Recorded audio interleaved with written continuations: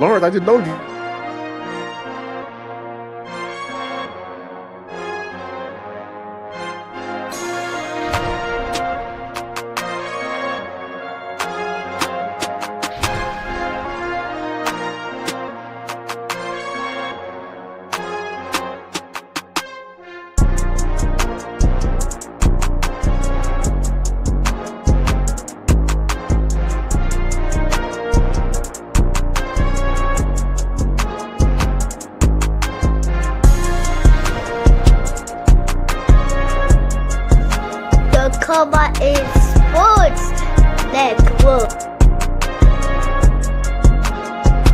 This is a special presentation brought to you by the Come On in Sports Network.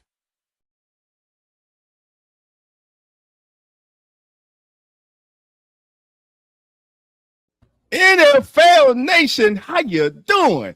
Come on in. Welcome to the Wrap, a football podcast, the weekly wrap, a football podcast. I'm one of your hosts. I'm Dolph Jackson. We're presented by the Come On In Sports Network. Look, we got my brothers in the house tonight. We got host of Atlanta Falcons Fandemic. This man needs no introduction. Falcon Nation, you're sleeping on him. You're sleeping on him. My brother Cowboy is in the building. I know y'all see that match side by side. Y'all say, man, how does this work? We family, baby. We just love to hate on certain Sundays. At the bottom of the screen, right under me, is one of the hosts of the Forum Media Podcast. The Forum Media Network, excuse me, Mr. James Patrick, and shout out to his lovely wife, the lovely Miss Florence. Shout out to her. And we will be joined. We are expected to be joined by one of the best in the business. Y'all knew who I'm talking about. You saw the thumbnail. I'm talking about none other than Mr. Mike Detillier. And right under Cowboy, it's the host of the Weekly Wrap, a football podcast. Our brother, Mr. Lawrence Foster. Lawrence, come on in. Oh, welcome, everybody. Thanks for joining us, as always, on the Weekly Wrap. We got a fun show for you in tune today. We got our mock draft. It's going to be live.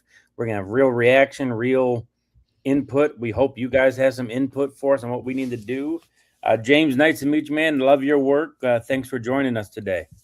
Well, thank you. I love your work too. You guys are very entertaining and very good. We're getting the voice out of all your guys' talents, and we just are really looking forward to all of you growing and getting more and more, because you guys are very talented, and I really enjoy your shows. All right. Well, thank you, guys. And Dolph, we'll kick it off like we do every week. Some news. Obviously, the big pre-draft news from yesterday of Dexter Lawrence being traded to the Bengals for the number 10 overall pick. And Bengals kind of one of those teams that doesn't seem to do things like this very often, but it seems like they're really going all in with Joe Burrow in his prime with the receivers and weapons they got. So we'll go around the horn on that. James, kicking it off with you. What are your thoughts on that trade? One team make out better than the other? Is it kind of a win-win in your eyes? I don't know. It seemed like a lot for him. I thought he's a very solid player and a good player, but so I think this could be a win-win, but I thought it was a little bit much. And like you said, it was very shocking when I heard a trade. I never thought the Bengals would be making this trade. So very interesting. Kicking off the first round with some interesting things already. Yeah, absolutely. Cowboy, your thoughts on the Dexter Lawrence trade? Yeah, I agree with James. It seemed like it is a lot. But this just showed his desperation of wanting out of New York. I'm trying to figure out, was it that bad up there that he wanted to leave New York and go to Cincinnati? I thought New York had a bigger upside, or more of an upside to future aspiration into the playoffs, or closer to the playoffs anyway. But I don't know. I mean, things must have been going like really crazy up there. They want to be out and end up in Cincinnati. So I'm waiting to see how that turns out for him, how it works for him. Dolph, I think you're. I'm gonna disagree with all y'all. I love the trade. First of all, it was. Let's stop playing. We know what it was about. It was all about the money, baby. Give me the money. Show me the money. You got this new regime coming in with John Harbaugh. I didn't draft you. Okay, I would love to have you, but you were not my player. Look, Lawrence has spent all 7 of his seasons with the Giants. He made 3 straight Pro Bowls from 22 to 24. Had a kind of dip last year, but make no mistake about it. He is one of the most talented interior defensive linemen in the National Football League, and he's right now he's in his prime. He's just 28 years old. Cincinnati needed defensive help in the worst way. We know Trey Henderson is gone. Who are they going to get at number 10 better than Dexter Lawrence right now? Was it worth it? Yes, to me, it was worth it. It was worth it. Bingo Nation, Jungle, sign off. Let us know. Do you like the trade? Do you disagree? Are you mad because the number 10 pick is gone and you got a player that could have or might have worked out, but you're getting a player who has made 3 Pro Bowls in his time and is regarded as one of the best interior defensive tackles in the league. So there I go. Y'all know how I do, baby. Yeah, I agree with you. I'm not saying it wasn't a bad deal. It's just that I would think that New York probably would have made a bigger go at it than just let him walk. You know, I know they didn't want to spend that kind of money on him, but his impact on that defense, he is the true leader on that defense, or was a true leader now that he's gone. But I think New York will probably put up a bigger fight than just let him walk. I mean, it was a good deal for Cincinnati, but I don't know. Dexter, like I said, things must have been going crazy up there for him to just walk out of there and not put up a good fight either. So I don't know. Maybe it was on both. It was the feelings were mutual on both sides. I mean, if I'm the Giants, I mean, they say that it was reported that he asked for the trade on the 6th, April the 6th. Mm-hmm. 14, it was reported that they were at an impasse. So you saw this coming. And if I'm the Giants, I do this trade. One, we can't come to a mutual agreement. 2, he is right now, he is our most value, he's the most valuable asset we got. We get the number 10 pick in the draft. We already have a number 5. Now we got our young quarterback going into his 2nd year. Now we are in position to put weapons around our young quarterback. Now, the Giants need help. We know they need cornerback help. They need D-line help now. They need somebody. I believe their rush game, their pass rush edge game is all right. Wide receiver, guard, cornerback, D tackle. There you go. Wide receiver. At number 5, Cornell Tate is in play. I'm telling you. Everybody's saying Cornell Tate's in play. And also Jeremiah Love.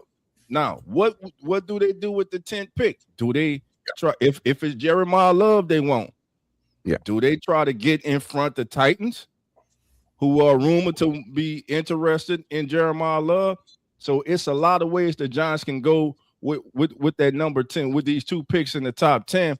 I think they walk away with 2 starters in the top 10. If I'm them, I keep both picks. And I take the top players on my board, and I'm surrounding Jackson Dart with the most talent I can get. I'm going offense and defense with those two picks. But Cornell Tate on the opposite of Neighbors, let's think about it. They need a number 2 now because Rondale Robinson, he's in Tennessee. So Cornell Tate to the Giants, to me, that's in play. Or did the workout Friday do enough to make the Giants say, hey, let's go to ASU and let's get Jordan Tyson? I'm just saying. Yeah, I agree. We'll take a moment there to reach out and say hello to Miss Pam. She's joining us from Falcon Nation, and then Mr. Daniel Berry, 2 of my followers. Welcome. Appreciate you joining in. Come on in. I know Daniel. What's going on, Daniel? Pam, how you doing? And we got the law firm in the building too. Annie Marie Elizabeth Velosky. If that's not a law firm, baby, I don't know what it is. Yeah, right up there with Ben Jarvis, Green Ellis, right? Yes, sir. Yes, sir. The other piece of news we're going to get to before we hop into our mock draft quickly, Will Anderson signed an extension with the Texans. Considering him and C.J. Stroud, both obviously the same class, but Anderson gets his first. James, does that speak more to C.J. Stroud or Will Anderson in your eyes about and the defensive end getting the extension first?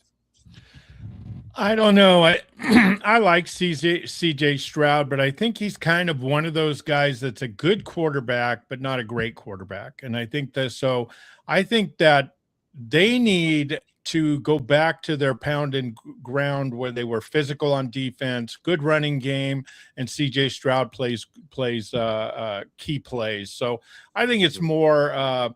I think they know what they have in CJ Stroud, and to me, I want their defense to be elite. And I see it with the Raiders. I see it with a lot of teams. If you have two edge rushers that can really get to the quarterback or a defensive line to get to the quarterback, it covers up a lot of ills. And John Madden used to say, a great pass rush covers over a lot of stink. And that's the thing is you could get away with things. And I think so. So that's kind of where I think that to me, I'm like the Eagles. You can't have enough guys getting to the quarterback or being physical in the front eight. So that's kind of how I see it. Yeah. And Dolph, I read an article, kind of what James said about how the Texans are bucking the trend and kind of building their defense to be how they win. Do you think that's a smart move by them? And your thoughts on that extension for the Texans? Yeah, I love the extension for Will Anderson. He has, to me, outperformed where he was drafted. He is one of the few that come into the league that has lived up to the hype, to the expectation. He's an excellent young football player. And as far as the Titans, you say they're planning on building through the defense. Why not? Why not build through the defense? But listen, you got a young quarterback, a young talented quarterback. I love the addition of Wan'Dale Robinson to the Titans. Their running game isn't horrible, but then again, I'm gonna say this: when you have an opportunity to get I'm gonna say it, this word is thrown around so much, but I'm gonna say it, a generational talent. To me, Jeremiah Love is the equivalent of Bijan Robinson and Jahmyr Gibbs. He can have that type of effect on the football team. He's the type of player that will make defensive coordinators stay up at night. And he is a every down back, not situational, every down back. He's good at picking up blitzing linebackers, safeties coming. He can run between the tackles. He can take it outside. And what's really underrated about him for a running back, he's an excellent route runner. Just turn on the tape and look at him. This kid, he's that guy, man. All right, Cowboy, you want to wrap up your thoughts on what Dolph said and then the Will Anderson, CJ Stroud situation? Yeah, if I'm Houston, man, I look, there's such thing as keeping a core to the team and building around the core, not just the player, right? We all saw what CJ meant to Houston when he went down for those couple of games. They couldn't win a game, and they couldn't do nothing on offense. So if I'm in Houston, I'm working out a way where I can get both these guys signed, keeping them both happy, and you got to keep your protector there. So I mean, if you're going to build right? You keep your players. Don't trading a player a year after or 2 years after you think you can move on from them. That's insane. If you're rebuilding, keep your team happy, build your chemistry, and try to get into the postseason. Now, I'll close out by saying, as a Bills fan, I wish the Texans hadn't won when CJ Stroud was out, but the Bills lost to Davis Mills on Monday Night Football. So, yeah, I'm not a big fan of either of them. But we're going to head into the draft now because we got 32 picks to roll through, guys. We're going to kick things off. James, I hear you are a Raiders guy. Is this accurate? I'm more. Yeah, my family has always been Raider fans, and I've been a Raider fan. But since they've moved 9 times, it's hard to keep track of everything. So your loyalty veins a little bit. But yeah, we're looking at the first pick. I like Mendoza. I think he'll be a solid quarterback in the NFL. I really like his personality and all of his. What everyone else says, he's got a good arm, good accuracy, so and a good personality. So I think he's a no-brainer, nice pick for the Raiders. All right, so Mendoza is obviously the pick. I don't think there's any question about that. So we'll pull up his card here real quick for us on that. So quick thoughts, guys. We'll go around the horn. James picked Fernando Mendoza, not a surprise. Cowboy Dolph, thoughts on him going to the Raiders with Kirk Cousins there as well. Yeah, it's a no-brainer. It's a no-brainer. I mean, Kirk Cousins is. You saw what he did here in Atlanta. I mean, I don't know if it was by design or was that by will, but Kirk Cousins didn't work out here. Didn't finish the task that he was hired to do. I don't know. Maybe his mindset will be different up over with the Raiders. But you got a young quarterback in Fernando Mendoza who's shown that he's you know, regardless of how you feel about how athletic he is, he has a great mind on this. He has a great head on his shoulders. He reminds me of Matt Ryan when Matt Ryan was being brought out of Boston. Matt Ryan wasn't the most athletic, but you saw how smart he was with the ball. And, he was that team leader. So, and Fernando's the same way. He has the knack of having people dialed in when it's time to step up and play. I like this pick for the Raiders. And besides, I think he's going to be day one. I mean, he got a great teacher over there. Maybe he'll find that chemistry with Kirk Cousins and learn a lot from him. I like this pick for the Raiders. Dolph, your thoughts on him to the Raiders quick? No brainer. We knew this was the case since he won the Heisman. This is the most everybody knew he's the best quarterback in this year's draft based off this season. You can't take nothing away from him. The one thing I do like about the kid is this: the big moments are not too big for him. He rises up to when you need that play, when the game's on the line, that kid steps up. He produces time after time. Great charge by the Raiders, and most importantly, he does not have to be thrust right in as the starter. He can sit back and learn from Kirk Cousins. I love that for that young man. And the one thing I'll add to this is I think Tom Brady being there is not a coincidence that they signed Kirk Cousins, that now obviously you would hope Mendoza can, but there's no pressure if we have to do it with a veteran like that. Tom Brady knows the importance of a quarterback room. We always look at the number one, but that room is very important, especially for a young man coming up with a franchise that's been on the downswing for a while. So I think it's a great position for him. Kirk was a great mentor. Kirk has the right mindset to be that guy. So I think it's a great spot for him. So Fernando Mendoza, number one to the Raiders, surprises nobody. Hey guys, hold on. We got Mr. Detillier. Mike saying he's backstage. I don't see him. I do not see him either. Hey, Mike, I'm sending you another link, sir. Go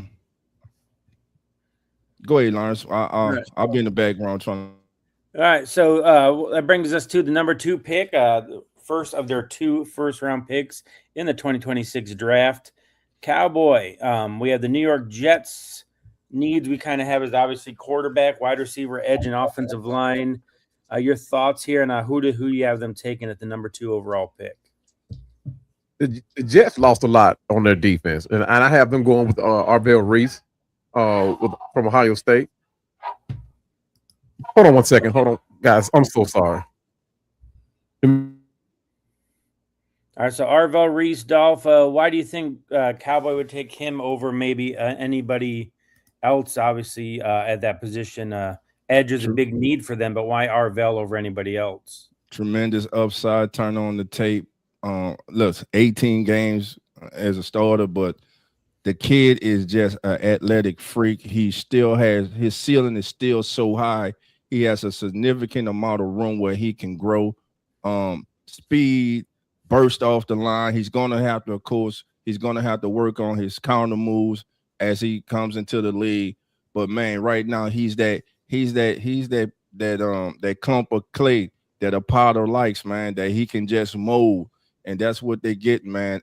Listen, he can be a game changer for the Jets. So I like this selection. James, your thoughts on Arvell? Obviously, it kind of seems like a boomer bust guy, but climbed up the draft boards throughout the process. So Ohio State with the first of probably many first-round picks to the Jets. I'm going to shake it up a little bit. I like Arvell Reese a lot. The Jets are cursed sometimes with these draft picks. I'm going to take David Bailey out of Texas Tech.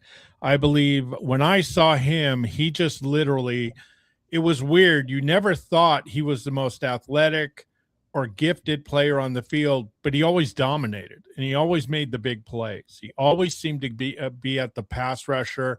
he just seemed to have such great instincts. So I really like David Bailey. So I'm going to shake it up, and I'm taking Bailey here.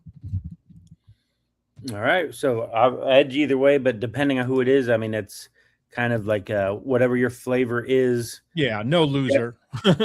Yeah, the Jets need help either way. So that moves us to the Cardinals, who I think is kind of very intriguing place.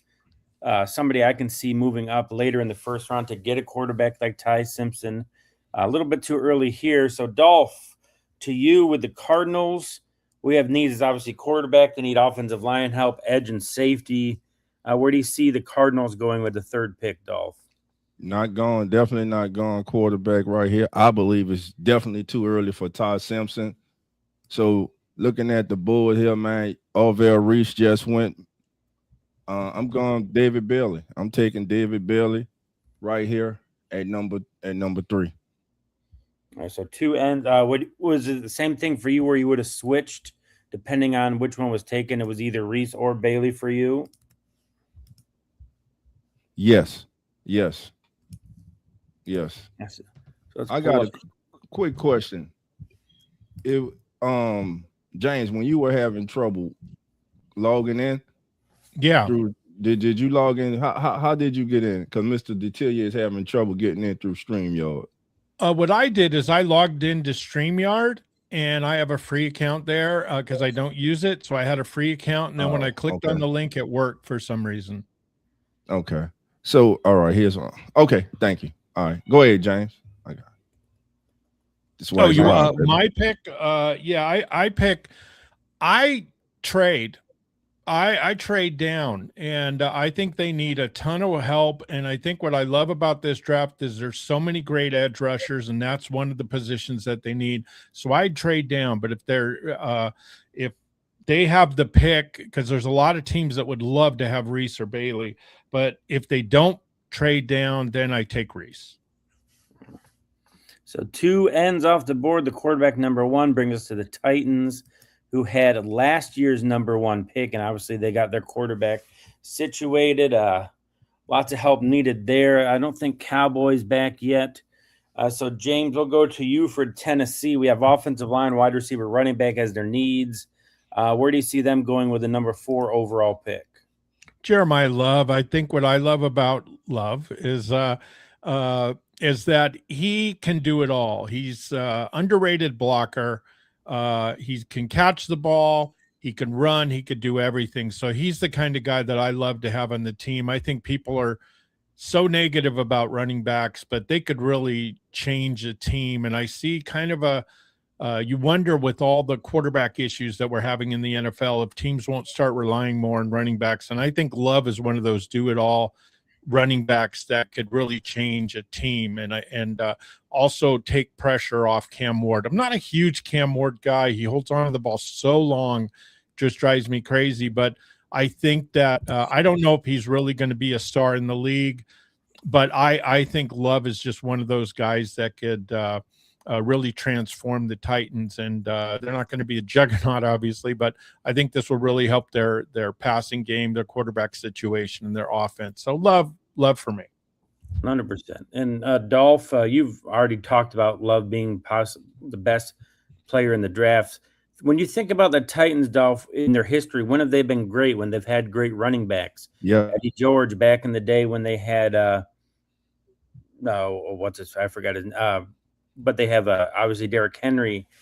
So do you think they're kind of just trying to get back to that mindset and type of play, especially with Robert Saleh coming in?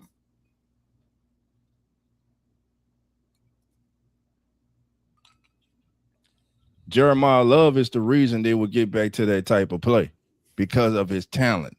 This kid arguably could be the most talented player in this entire draft. He, my friend, he again, like I just said, and I hate being repetitive. B. John Robinson, Jamil Gibbs, this kid here, he's a change. He gives me a little Damian Thomason feel to him. He's a bigger back. He's bigger than Genty was coming out last year. Some scouts have him rated higher than Genty was last year. This kid, to me, you got to give your young quarterback weapons. And what better thing to give a young quarterback than a running game, which slows down that pass rush because now they have to respect number 4 coming out that backfield. So I love this pick for the Titans, and I really expect them to go there. Now, we about to get to the next team, but if they want them, they might have to move up. Okay, so you think Love is one of those first people Yes. that teams will move up to try to get ahead of Tennessee, you think? Yeah, because don't sleep on the Giants now. The Giants need a running back. I know everybody loves Scalable, but I'm talking about Jeremiah Love.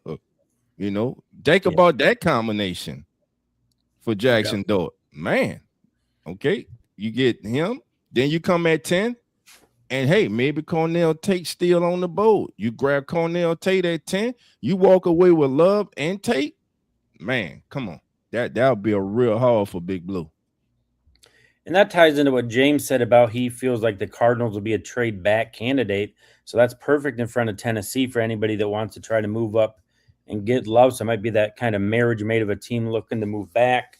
A team really wants a running back, and Love being really the only first-round talent in this year's draft. So might be a marriage made right there.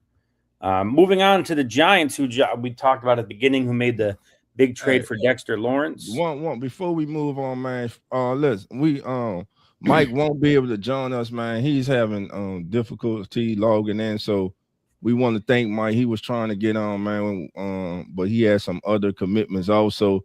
So we want to thank Mike, man, for even trying and taking the time out to come join us, man. And we'll definitely do this again after the draft, Mike. I'll reach out and we'll make sure we got everything straight away on both ends next time you come. Thank you, my friend.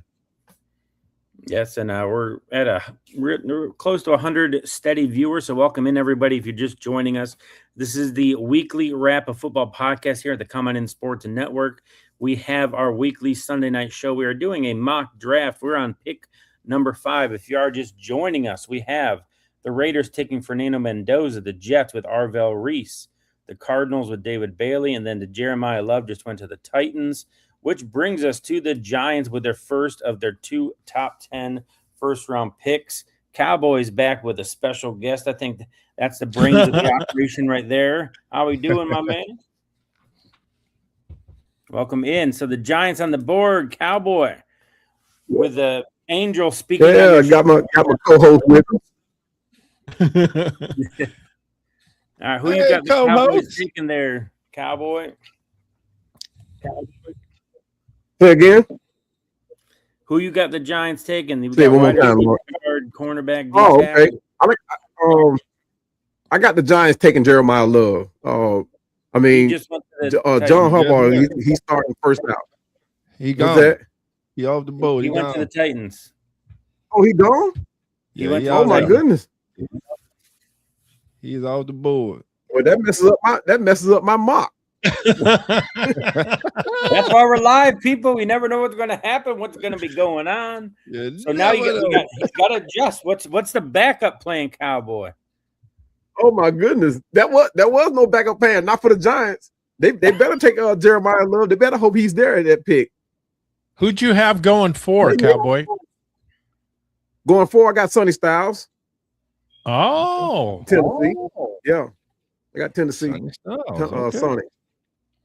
Yeah. All right. So, do you think that Sonny Styles goes here? We got who you got them taking outside of Love and Love then? I actually didn't have it because I think it was a make. That was one of the trades that they have to make happen. And they better hope that it does happen because even either way, if it's Jeremiah Love or not, they need a running back bad. I mean, this is not one of those positions where, outside of D tackle, I know they need that now too. So, but they need a running back. And I mean, their offense cannot operate without a running back. They need them. All right. So I'll go ahead and I'll make the pick for the Giants here. I'm going to have them taking Carnell Tate. They need a wide receiver to go along up there after losing Wendell Robinson. Tate, I think, is the most probably like the floor is the highest for him. He might not have the ceiling of a Tyson from ASU, but I think his floor and what he's able to do, and he doesn't have to be the number 1, which Dolph has talked about a bunch throughout this process of him never being a 1, but assuming Neighbors is able to come back healthy, that's your number 1, and then you got a solid number 2. And if anything, over the past few years, Ohio State has shown their receivers come in ready to roll year 1. So, James Dolph Cowboy, thoughts on Carnell Tate to the Giants? Go, Dolph. I love it. Again, I said it earlier. You got to get a number 2 opposite of Malik Neighbors. Then we have to realize Malik Neighbors is coming off a knee injury. So you get a Carnell Tate, you put Carnell Tate, you add him to that offense, you're gonna have a running game. And I like the young tight end they have too.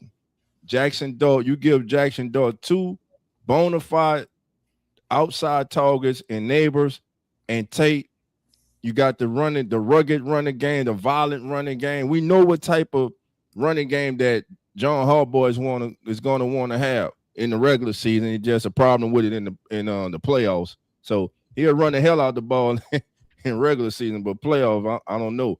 But I love the addition here of Carnell Tate to the Giants. It makes a lot of sense. And again, you are surrounding your young quarterback with talent. He's my pick. I have him. I know some mocks have Dykes and even Downs going, but I love Tate. And I think he's one of those guys. He doesn't drop balls. He's just one of those guys that just gets it. And he's a playmaker. He plays at the highest level. To me, he's that guy I want. I want him. He's a leader. I just think it's a no-brainer pick, at least for me. Yeah, and I think the Browns would be pretty upset that he doesn't fall to them at 6. I think he would have been a real target for them, especially with 2 first-round picks. But talking of the Browns, Dolph, we'll have you take the Browns pick here. Wide receiver, tackle, guard, edge. Lots of places it could go. Where do you see the Browns going at number 6? Quarterback. Yikes. With the 6th pick, the Browns select Todd Simpson. No, I'm just playing. But knowing the Browns, you never know. You never know with the Browns. They need 9 quarterbacks. So you scared me, Dolph. You scared me there for a second. Listen, you got a busload of quarterbacks. You got to protect them. I say Spencer Fano, offensive tackle from Utah. I think he's very talented. He can play either tackle spot. Now there could be at one, and at some point you could look to moving him at guard, but I think this kid is one of the better athletes as far as big men offensive linemen in his draft. So I'm gonna go Spencer Fano, offensive tackle from Utah for the Cleveland Browns. All right, there we go. Spencer Fano, the first tackle, which I think I figured there's about 6 to 8 going in this draft in the first round. Cowboy, he's not here right now. James, your thoughts on Fano to the Browns? If I'm the Browns, I trade down. I trade with the Cowboys, and the Cowboys defense stunk. And I think if I were the Cowboys, I would do this to get Sonny Styles. I think they need a leader. I think they need and he's that guy. Great playmaker, and I think he's one of those guys that could kind of take over from Micah Parsons and be that stud on defense that could really take over, because they really lack leadership and they lack talent. So that's what I would do if I were the Browns. But since we're just picking, what I would do for the Browns is I love Dolph's pick, but I really love Sonny Styles, and that's who I would take. I mean, if they wanted to really finish off that defense, finally getting a competent person opposite of Myles Garrett, imagine what he could do if someone had to pay attention to anybody else on that defensive line. My goodness. See, that's what people forget. The Raiders had 1 year where their defense was really good. And the year was when Kuntz, their opposite edge of Crosby, was healthy, and he was a madman rushing the passer. Then he got hurt, and he was never the same. But if you have 2 guys on both sides on different sides of the field. There's no place to hide, and that's why I would like.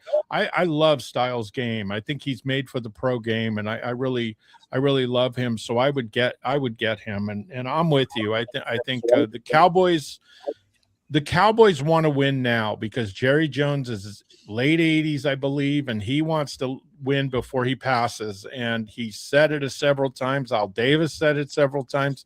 So I think they're not going to wait around for people that can't play now. And I think this guy's a plug and play. He's really good. So that's kind of how I see it.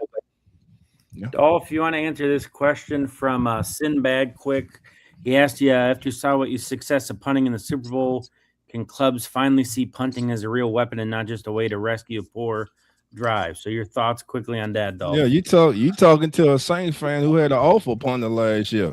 Thank you, Houston, for giving us a 7th-round pick for him. We went out.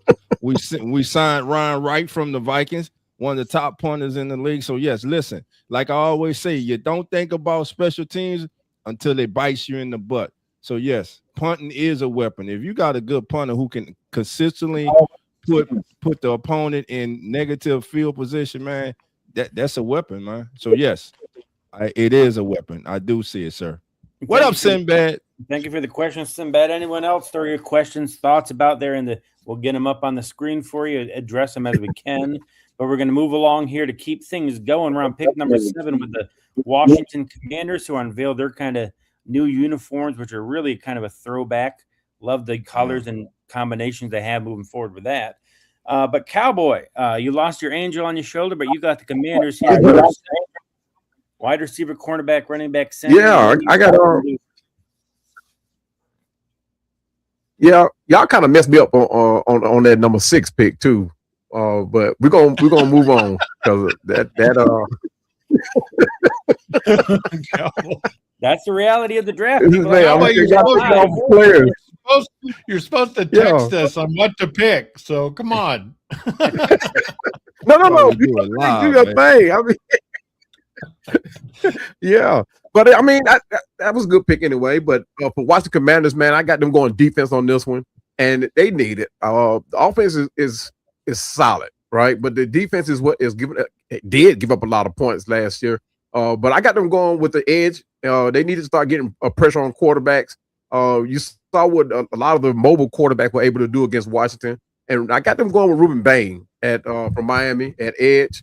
You talking about a guy that's very underrated right now only because of his arm length. But the Washington Commanders need that edge rusher. They got one. They need another one on the other side. They got a pair of linebackers in there that can do the job, but they need to get some pressure on some quarterbacks. They just can't go swapping out touchdown for touchdowns and not getting the quarterback on the ground or under duress. They got to go edge rusher.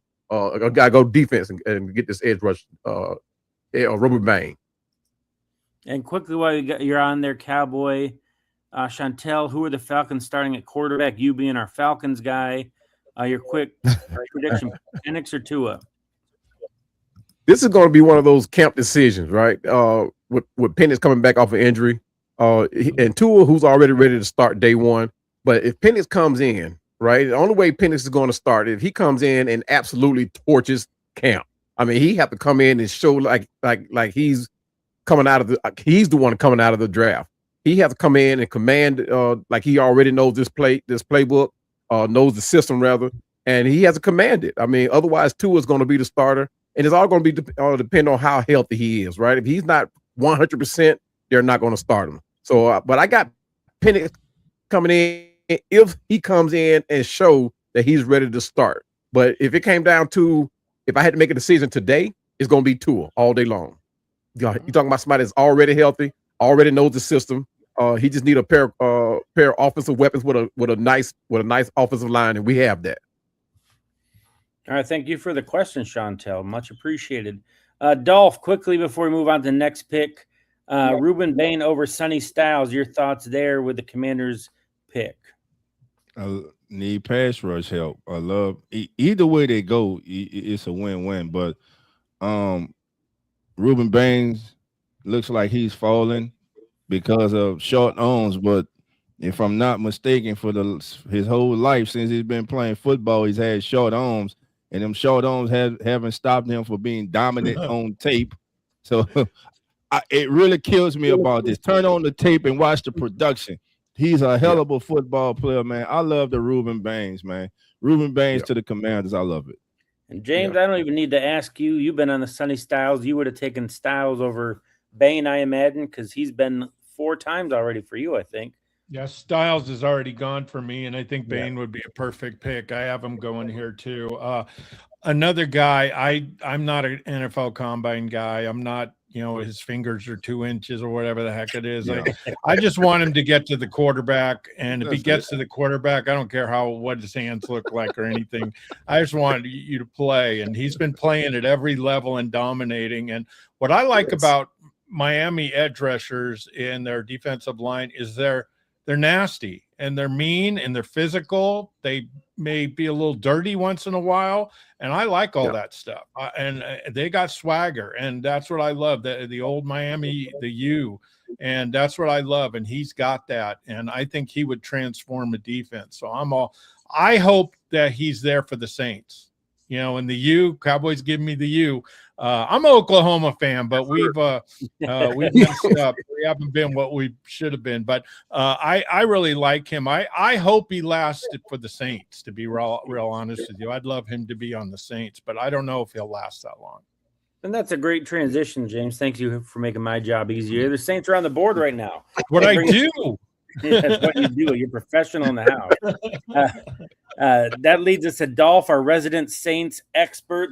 Obviously, you see the logo behind Dolph. So, Dolph, Caleb Downs. With the Saints. I'm running with the core. Caleb Downs.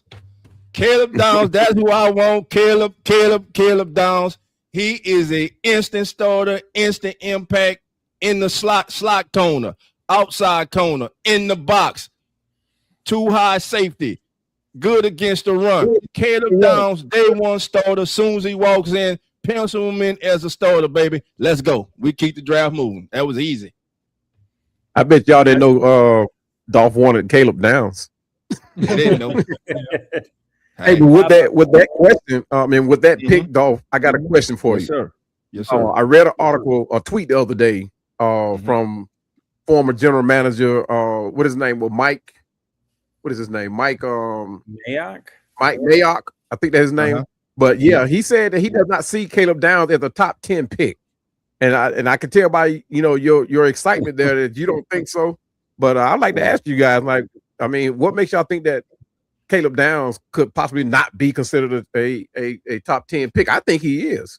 The only thing to me that would be I'm an Ohio State guy, so I've loved watching him the last 2 years. The only thing imaginable why he would fall out of the top 10 is that teams, when he got to Indianapolis and when they got to the visits and their doctors look at the knee that they've said is problematic, that it's worse than anybody knows about.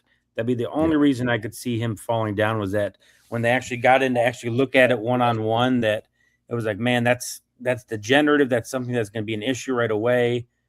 Because aside from that, there's no issue with the kid. At least in my mind.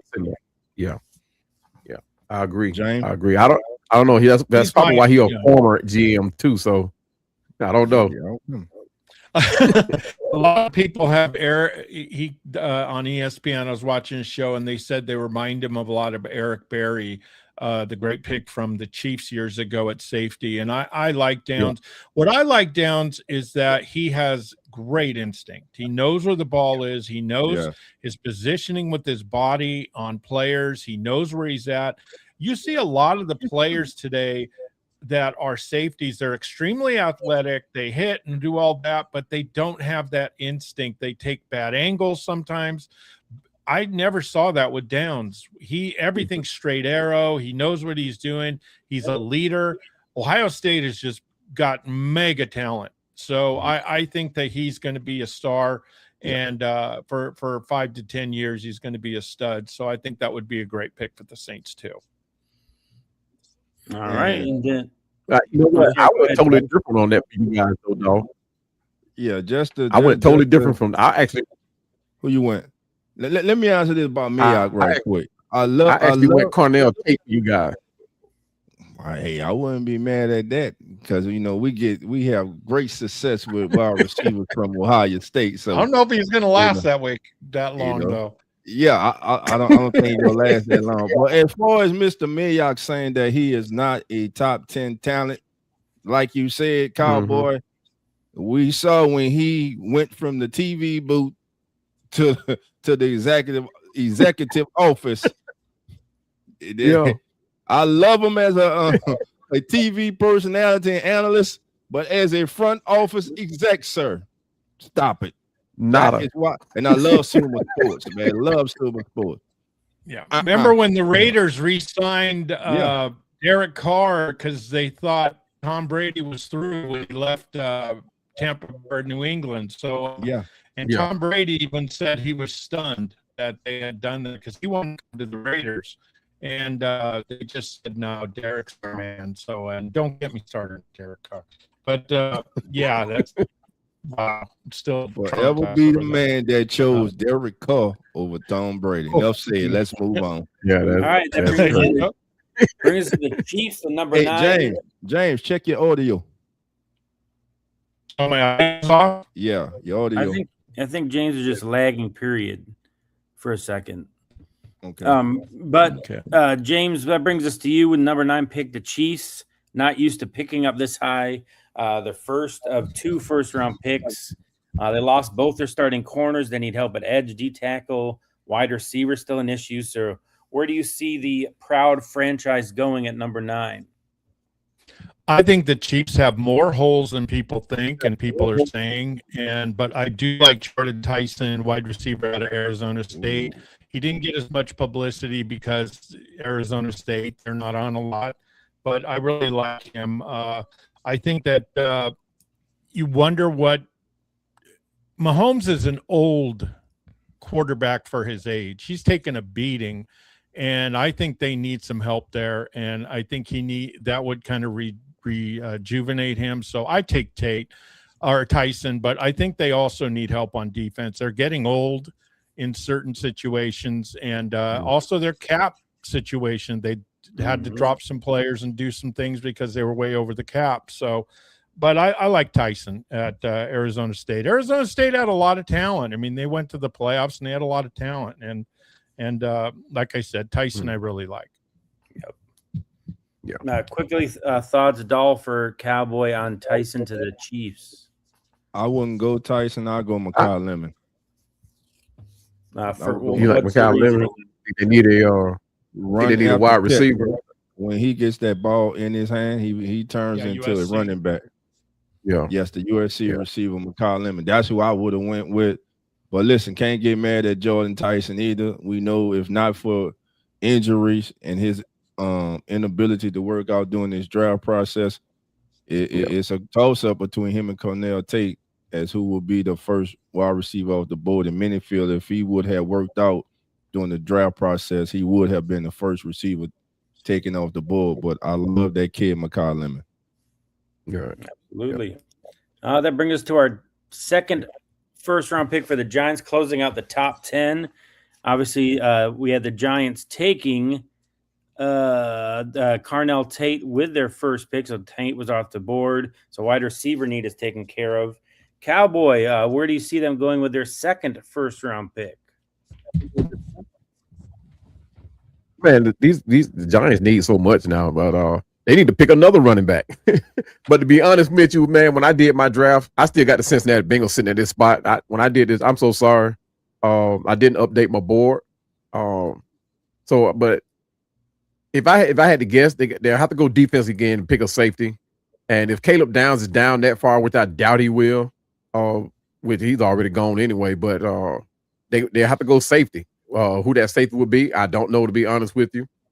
I didn't like I said, my board, I have Caleb Downs going to the Chiefs and the Cincinnati Bengals still here sitting at this spot. So I do apologize for that. All right, so I'll fill in here then for them. We have the Giants needs to put them back up on the board for everybody. Guard, corner, and D tackle. The top corner is still on the board. I think it's a perfect spot for him. I'm going to go Mansour Delane Yes. for the Giants at number 10. I think a great fit for what they want to do. When you get that Delane and Tate out of your 2 top 10 picks, I personally think that's a pretty good win. And Harbaugh's hitting the ground running. So, Dolph, you seem to love it. What are your thoughts on Delane? That's where I was going, man. Mansour Delane is sitting there on the board at 10. The Giants need to run that card up there. No penalties committed in 2025. No touchdowns allowed in 2025. Playing in the SEC. I'm going to say it again. No penalties committed. That's no great. Holding, no pass interference, and no touchdowns allowed. Yeah. Mansour Delane. Excellent choice for the Giants here at 10. Like you said, you get the top corner and you get the top wide receiver. Man, that is a haul for the Giants. And that gives a perfect time to give us a recap for anybody just joining. The first 10 picks are in the book, so I'm going to run down on them quickly. We had the Raiders taking Fernando Mendoza with pick number 1. The New York Jets, we had taking Arvell Reese at number 2. The Cardinals took another edge, David Bailey for the Cardinals. The Titans taking Jeremiah Love, which seems to get mocked there a lot. The Giants, with their first pick, took Carnell Tate. The Browns, trying to solidify the offensive line, took Spencer Fano. The Commanders took Reuben Bain Jr. The Saints, Caleb Downs. Dolph ran that card up. We should have timed him on his 40 with that. The Chiefs took Jordan Tyson, and we just had the Giants taking Mansour Delane. Hold on.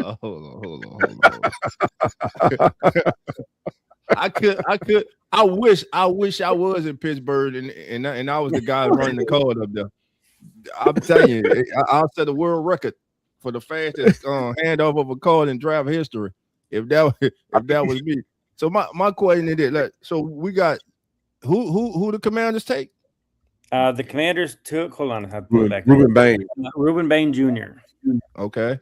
Sonny Styles is still on the board, which I can't believe because James tried to take him with 5 different teams. James didn't have the pick at that one. So I imagine whenever James' next pick is, I'm gonna make James be the Cowboys. So we'll start with the Dolphins at number 11.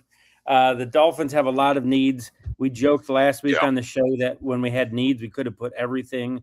Dolph bristled at that a little bit and said they're a little bit better than people think. Dolphins, number 11. What do you see them doing with their first of 2 first-round picks?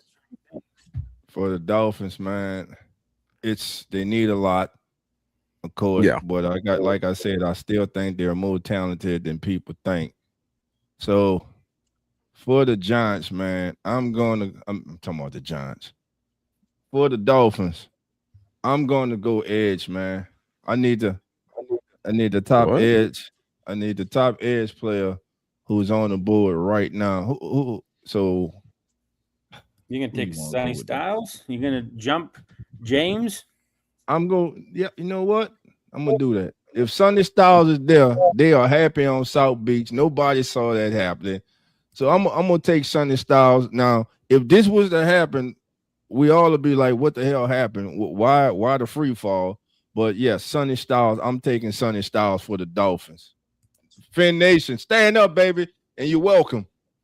All right, so James, I need your reaction. Your man just got picked the pick before you had the Cowboys, which I'm sure would have been a great fit. So your thoughts on Sonny Styles finally going off our board to the Dolphins at number 11? I think it'd be great. In my draft, I had Delaney going here because I didn't have him going before. But I think that's a great pick for the Dolphins. Yeah. The Dolphins have a lot of holes too. I mean, they could use help everywhere. So they have a lot of things. And to me, this is the time when you don't really go for need. You go for the best player. I've always been bothered by teams that draft for need. If I need a linebacker or edge rusher at number 10 and I don't think he's a number 10 talent, I don't draft him. I want a number 10 talent that's an edge rusher, or I either trade down or I buy someone else. I want them to be that talented. So I had, like I said, his name, Mayagoa going to the previous pick, the offensive tackle from Miami. But yeah, I love Delaney though. I think, or Delane, how they pronounce his name. He's a real talent. And I know LSU had their issues this year and some negativity and stuff, but that guy's a talent, and I really like him. Yeah, I had the same thing. I had same thing with I had an offensive lineman going to Miami Dolphins. Managoa, either Fano, Spencer Fano. I guess that's how you say his last name. Is that Fano, Fano. Yeah. I got the Dolphins got to start somewhere. They got to start protecting these quarterbacks, man. I don't care who they bring in. They got to start protecting them. You can't have them running all the time, which is why I think Tua did not have like the best career there. They never solidified that offensive line. They got the skilled players in there. They got the quarterback, but they couldn't protect them. So they got to start building that offensive line. I mean, you got to start somewhere. You know, whether you've worked for the inside out or outside in, offensive lineman is where I think they need to go. All right, and that brings us to the Cowboys, who have a lot of defensive needs after historically bad season on defense last year and trading away Micah Parsons. So this is their first of 2 first-round picks. Their other is at 20. So, James, we have cornerback, safety, linebacker, edge. Where do you see them going at number 12? What sucks with this pick right here is now you start seeing people that they're not worth this pick. Mm-hmm. There's not a lot of defenders in my draft left that I think are that high of a talent. So that's where kind of this sucks. To me, I do like Thieneman out of the safety out of Oregon. I think he's another instinctual. He has a lot of instinct. He has a lot of talent, and I really like him.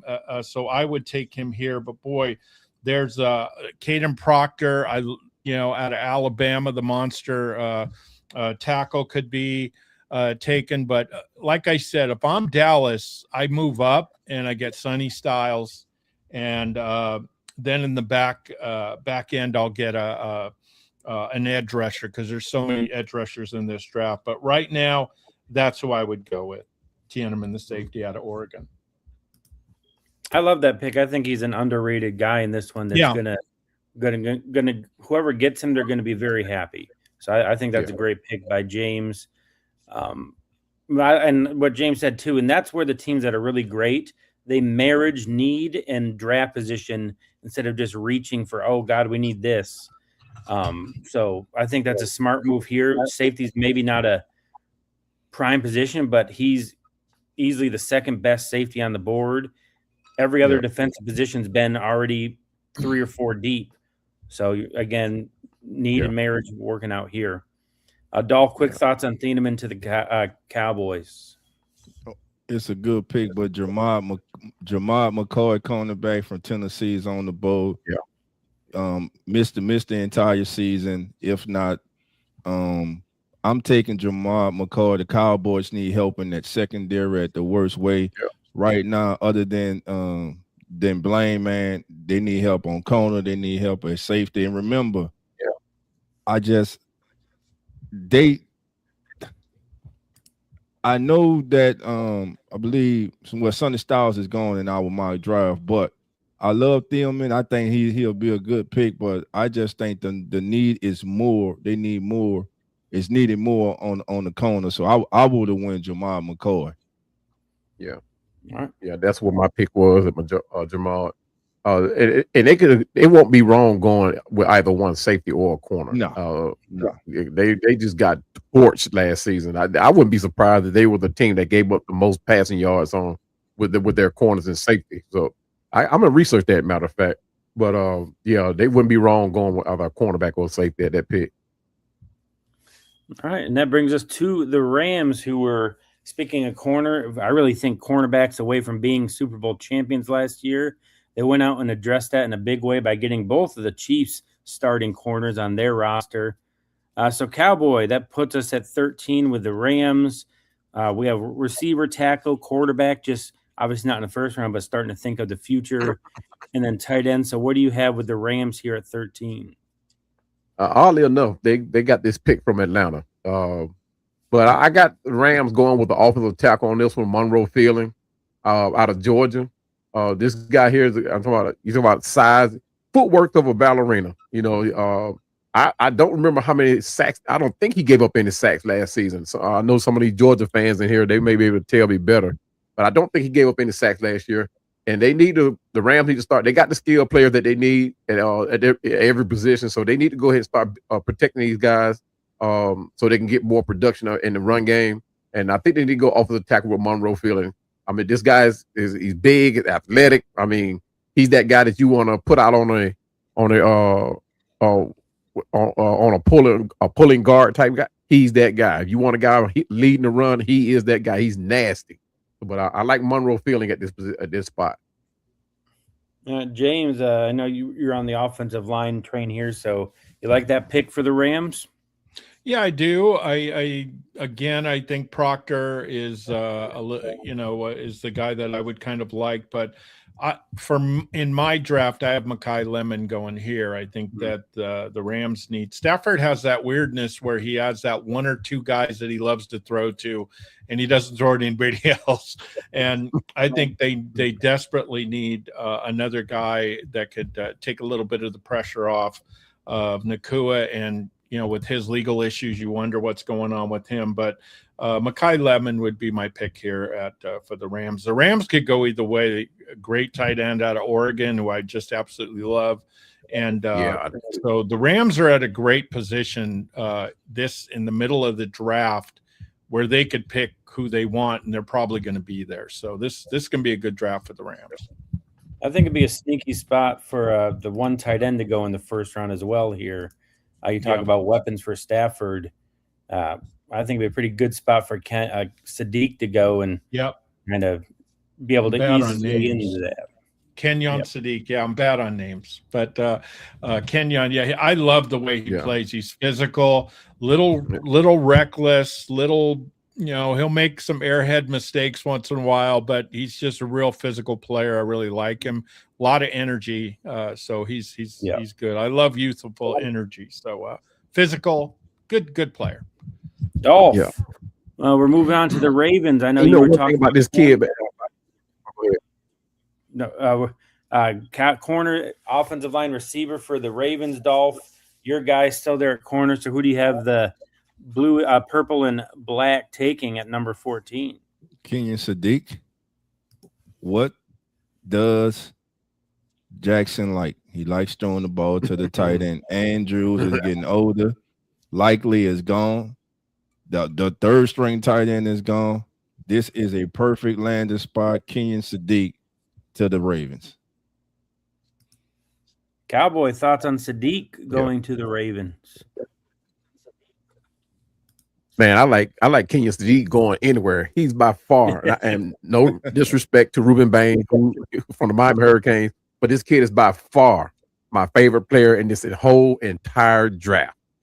Just what this kid did in the combine alone. I mean, he wasn't that productive as far as on the field, but that's because he was playing behind two other guys too. He didn't really get his real true season until last year. But when he hit the field running. And I mean, you're talking about a guy who ran at 240 pounds, and I'm one of these guys. I'm not big on the 40-yard dash, right? But when you get a 240-pound guy come in and put up numbers that are faster than every running back in the draft. I mean, he even outdid what's your kid over in Miami? Jeremiah Gibbs. He even outran him. He outran Bijan Robinson, outran McCaffrey. I mean, the only guy he didn't outrun in history was Vernon Davis, and he was only off that by about a 1/10 of a second. So this guy here in the weight room, 40-yard dash, the high jump, he plays like he was a running back or wide receiver. So, but I like this kid. I don't care where he goes. I'm behind him. I'm watching him next season. And I don't think Sadiq is 313 pounds. So no, 240 pounds.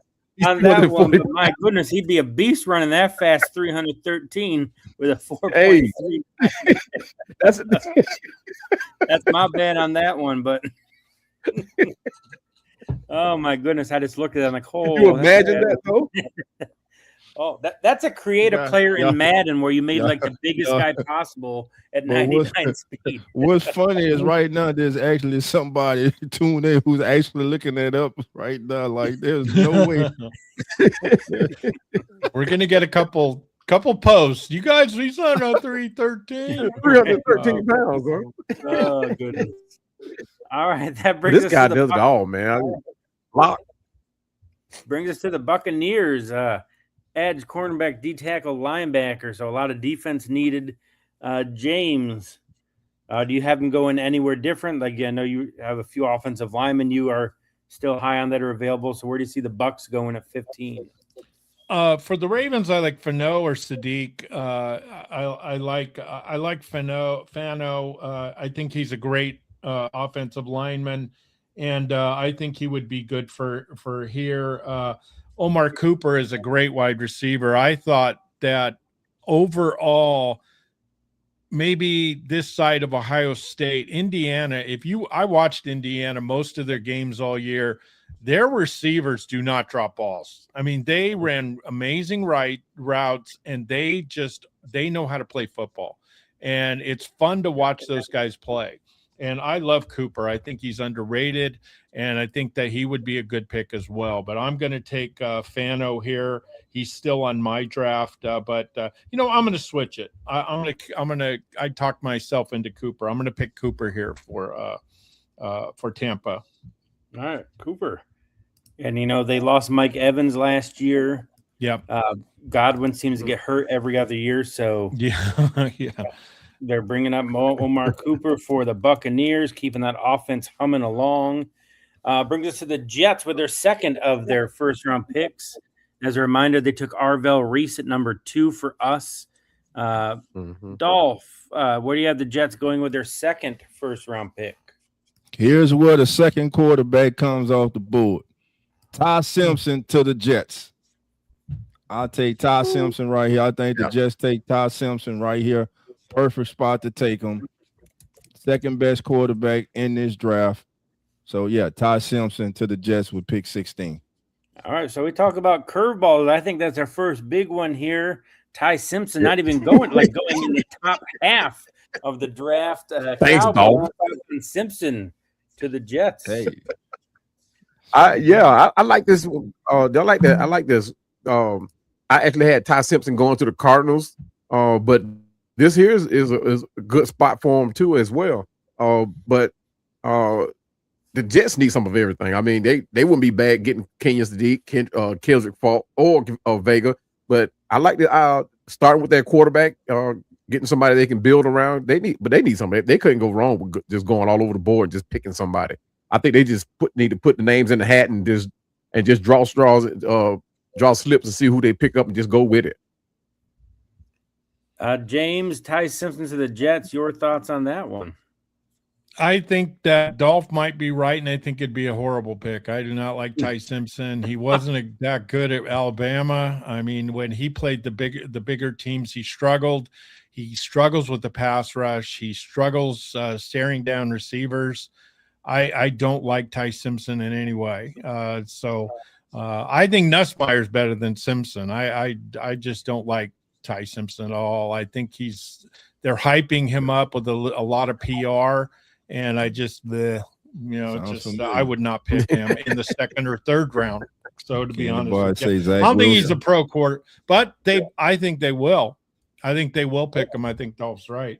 I would take Denzel Boston, the wide receiver out of Washington. He was a touchdown maker, and Washington was down, but he still was kind of the core of that offense, and I really like him. I think he's a good player, and I think he would be a good fit for the Jets. And again, like Cowboy was saying, the Jets have tons of holes. I can't believe the first year Aaron Rodgers was there, they were talking Super Bowl, how many Super Bowls they were going to win. The media just went nuts, and I'm thinking they ain't even going to make the playoffs. So, and of course, all the drama they had didn't. So New York does it like no other. But I like Boston, but there's really no there's some do they take their offensive line has had issues. So do you take Freeling from Georgia here because he's still on my board?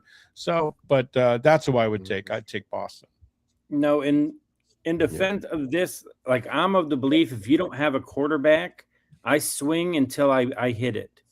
And if you have 2 first-round picks, you're playing with house money. You already took your impact guy at number 2.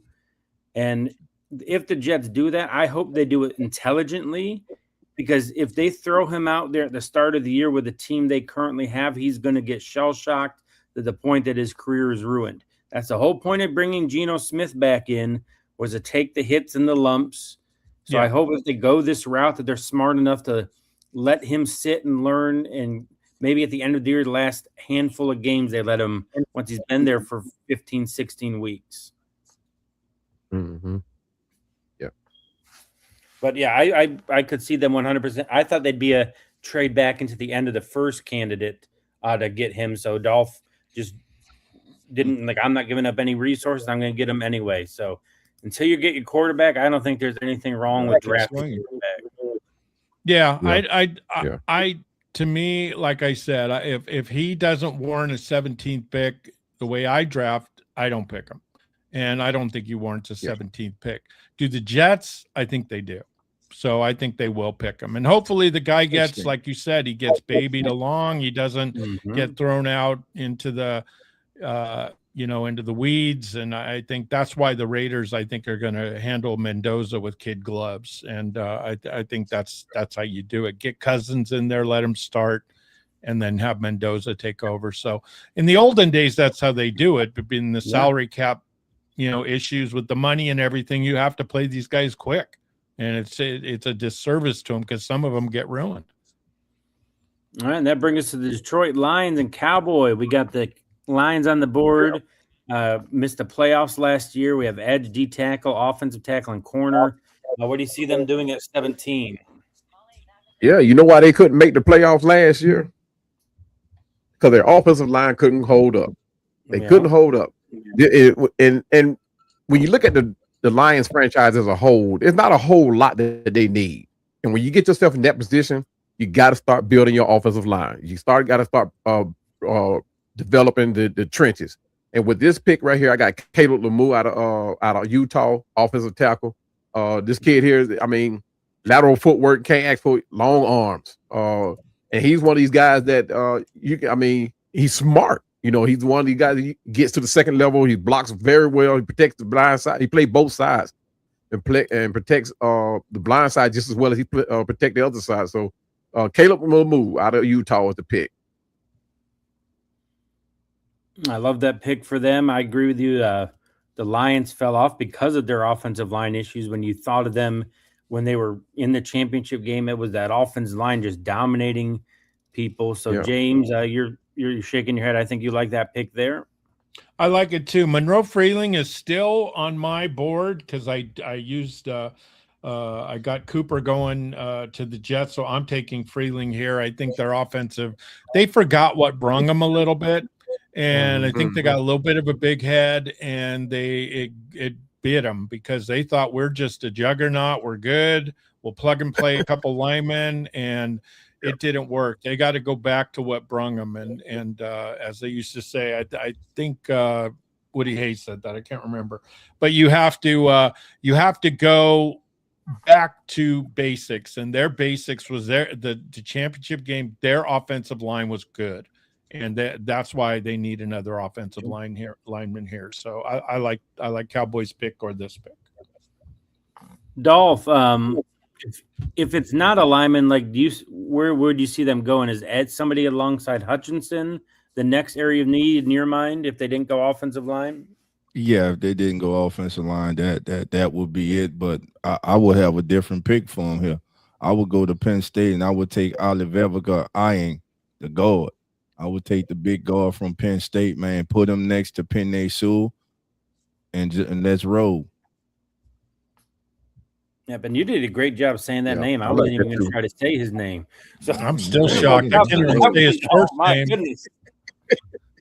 Hey, man. I called him Ola. So he's older than me. Yeah. The good thing for announcers, it wouldn't be wrong with going. Yeah, being an offensive Yeah, lineman, they they would don't be, have to say their name very often. So that yeah. all right. That brings us to the Vikings, who have the miniature man at quarterback and Kyler Murray. They need safety, center, wide receiver, guard. Dolph, where do you see the Vikings going at number 18? Number 18, Vikings, man. Listen, we know they're losing their safety. His retirement here. Well, I would have took Thielman, but I see that he's already off the board. Mm-hmm. So the next safety on the board that I would go with is from the University of Toledo. I would go Emmanuel McNeil Warren here for the Vikings. 6'2", he ain't 253. That's a big safety, 253. Yeah, Did I do the 250 card pound wrong guy again? playing safety. I hope I didn't do the card run again. That's my bad if I did. We'll have it right on Thursday. 253. It's all good. I We can know see the him being name. 253. He's a big man. Yeah, you big bud, man. You big bud. But yeah, obviously Harrison Smith retiring. James, your Yes. thoughts on them getting that safety position filled with Emmanuel McNeil Warren? I think it's a perfect pick for him. I think it kind of replenishes the safety position for them, and they've always had some good safeties back there. They're a good defensive team usually, but I think this is and he's a plug and play. I think he'll play very quickly. So I love the pick. Thank you, appreciate it. Cowboy, your thoughts on safety there for the Vikings?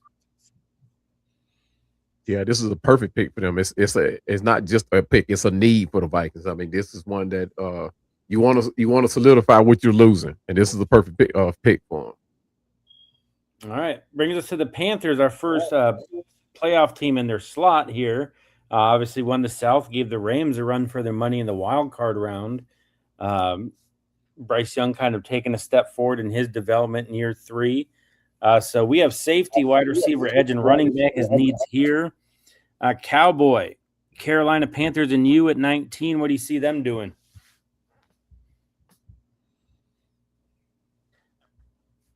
The Cowboy freeze?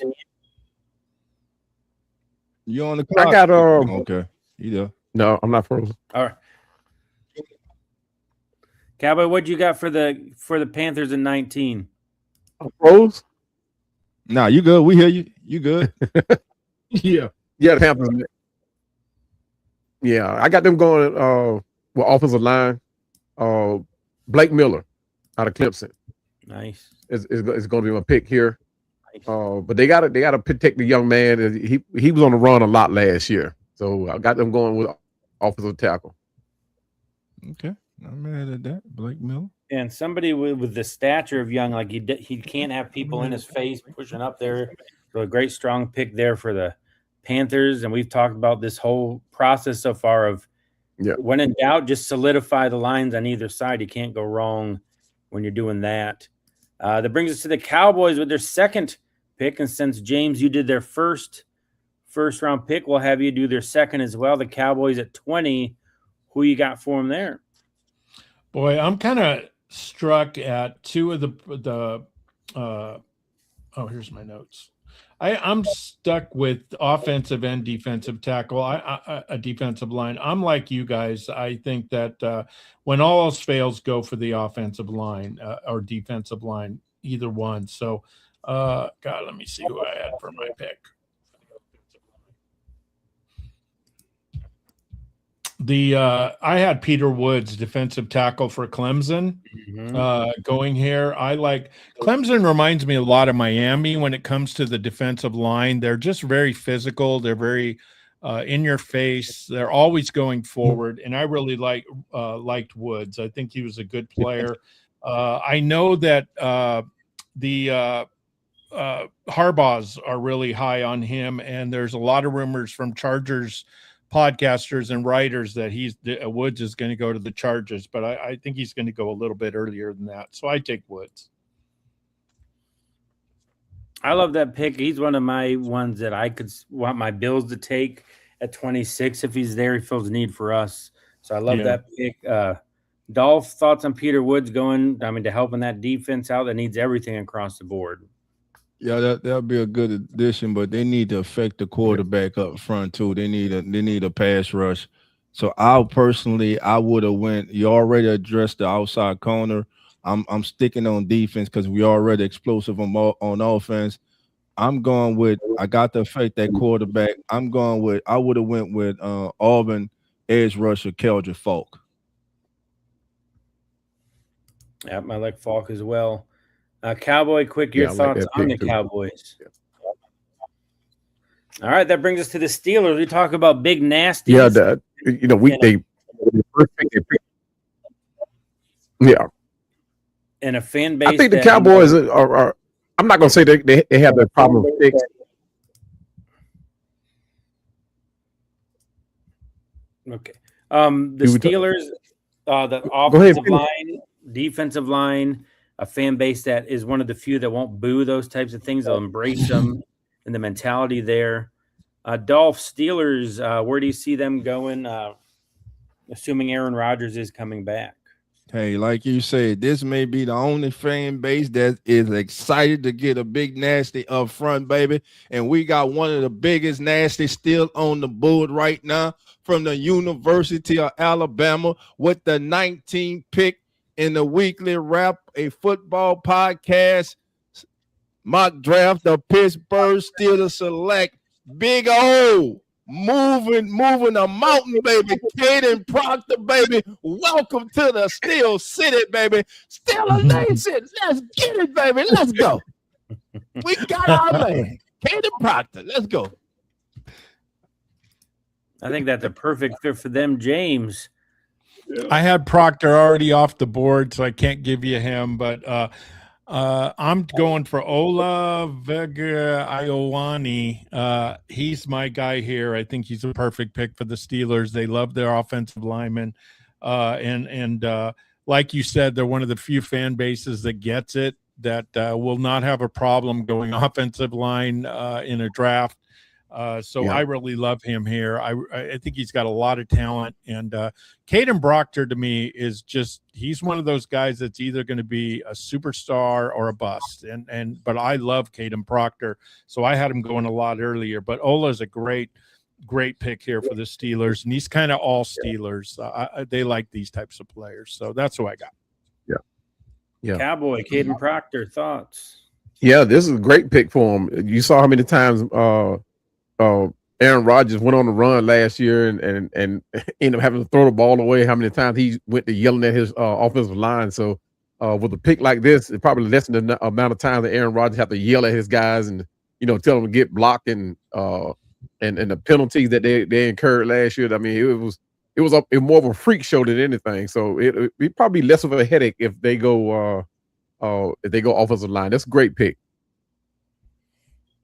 All right, and brings us to the Chargers, somebody who also loves offensive line. Harbaugh, he loves his dirty men down there getting things done. So we have the Chargers on the board. Oh, my goodness, I forgot who I've left off with. James, we'll go with you on this one, the Chargers. We have guard, defensive tackle, edge, tight end, wide receiver. What do you see them doing at 22? I like Zion Young from Missouri. I think he would be a good pick here. He's got I think he's going to be a better pro than college player. And I think when you have someone as good as Harbaugh coaching you on defense, he's an absolute magician. I think that what's killed the Chargers is their injuries. Every year they have several key injuries, and it kills them. And I think that Khalil Mack's going to be around another year, hopefully. And, hopefully they'll stay healthy, but I like him here. I think he was an underrated player. Missouri had a really good year this year, and I think that he was a part of that. So he's not a superstar, one of these guys that's going to fly off, but I think he would be a good pick. And we see the comp there we have is Trey Hendrickson. I mean, if that's what he turns out to be, I think that'd be a Charger be very happy with that. Dolph, oh God, your thoughts on Young to the Chargers? I can't be mad. I would have went edge too, and Zion Young is a good is a good pick, but there's still a player on the board from the University of Miami. Throw up your Cowboy, represent, baby. I don't know how y'all just keep overlooking him, but I would have taken. He's still on the board, baby. Akeem Mesidor. So I'm telling you, he's still on the board. Somebody's about to get an excellent young player, an excellent young prospect. Let's keep it going. Yeah. All right. Moving along to the Eagles, a team that kind of after winning the Super Bowl had a fallen out there. They need edge still after letting Jalen Phillips walk after trading for him. Maybe looking to get some of their aging long in the tooth guys replaced, and Dallas Goedert and Lane Johnson. Cowboy, Philadelphia Eagles. What do you see them doing here at 23? There's a lot of, I don't say, there are several different ways that they can go right here with the Eagles, and they can pretty much roll the dice too. And but I got them going with Akeem Mesidor. He fixed that offense. I mean that defense perfectly. I mean he fits it. But I also have them going with the offensive line too with their second choice. But I got if like you said they let go Jalen Phillips. And so they got to get another player in there with if not more energy, at least as much energy. And Akeem Mesidor is that guy. See, so Dolph, you should just go get a job as an NFL salesman. You just sold Cowboy on him the pick before, so obviously you're happy with this one. I got to get my Hurricanes in. How do you like to fit, Dolph, with Akeem and the Eagles? Love it, man. How can you not love the fit of him going there to the Eagles? He would just add to that young tandem that they have on the defensive side of the ball, and just be another nightmare for offensive coordinators to deal with. Mm-hmm. Yep. And James, your thoughts on Mesidor to the Eagles, quick? I like the pick too. I went a different way, but I really think that that would be a great pick for them. I think what's interesting about the way the Eagles draft is they draft not only for the present, but they also draft for the future. If they know that they're going to be losing a player in a year or two, or if a player's getting older, a lot of times they'll draft in the first, second round to replace that player early. And I think that's an interesting way to draft. So for me, I would go Blake Miller, offensive tackle, Clemson. I think he's a very solid player. The guy played mostly at tackle, but he's interchangeable. He's durable. He doesn't miss games. He's just one of those steady players that is really good. And I love those type of guys. So I could see them. I think either pick would be okay, but I really like Blake Miller. All right. And that brings us to the Browns. We're 3/4 of the way through. The Browns already had a first-round pick way back at number 6. They took Spencer Fano. They got the offensive line going. I'm going to take this one. I haven't done many yet, so I'm going to give you guys a little bit of a break. Plus, there's somebody I really like to fit for here. He's still on our board. Mekhi Lemon to the Browns. Dolph's been talking about him for a while, loving him. Jerry Jeudy. My jury's still out on him, whether he's a true number 1. But they give him a great weapon for whoever's under center for the Browns. So they have somebody protect the quarterback. Now they give whoever the quarterback is another weapon in Mekhi Lemon. So, Dolph, quickly, we'll go to you first. Thoughts on him to the Browns?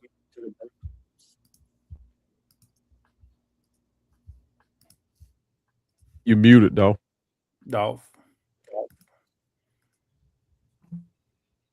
While he's doing that, James, your thoughts on Mekhi Lemon to the Browns? Mekhi Lemon went a long time ago for me. Yeah. I really like him. So if he stayed this long, I would love the pick. But for me, I'm taking Jermon McCoy, the cornerback out of Tennessee. I think Dolph had him going a little bit earlier, if I remember. And I really like his ball skills. And I really like who he is on the field. He's got great instinct, great ball skills, a ball hawk, and I really like him. So had a little bit of injury bug, and I think he had an ACL injury. So, but he's a really good player. So I like him for the Browns. Yeah, Dolph, if you're back with us, your thoughts on Lemon to the Browns? Man, if Lemon's on the board at 24, man, that'd be just look. It would be, to me, it would be between Lemon And another receiver we're really sleeping on, but could turn out to be the best in this group, KC Concepcion from Texas A&M. It comes down, these are two of the best run after catch players in the draft, along with I believe Ted Hurst from Georgia State, who's looked at as a day 2 prospect. But I like Mekhi Lemon here, and it looks like, and I predict that the starting quarterback for the Cleveland Browns in 2026 will be Watson. Yeah. Well, guaranteed contract, right? I'm telling All right, you. that brings us to number 25. The surprising Chicago Bears made it to the division round last year, winning the division. Caleb Williams took a big step forward with Ben Johnson as his head coach and kind of man in the locker room with him. So, Dolph, we'll go to you for the Bears. What do you see them doing with their first pick of the draft? Safety, offensive line, D tackle, edge. I'm going to go with edge, man, and I'm going to pick a young man from College Station, man. I'm going to go with Cassius Howell, edge from Texas A&M here. All right, Cowboy, thoughts on Howell to the Bears?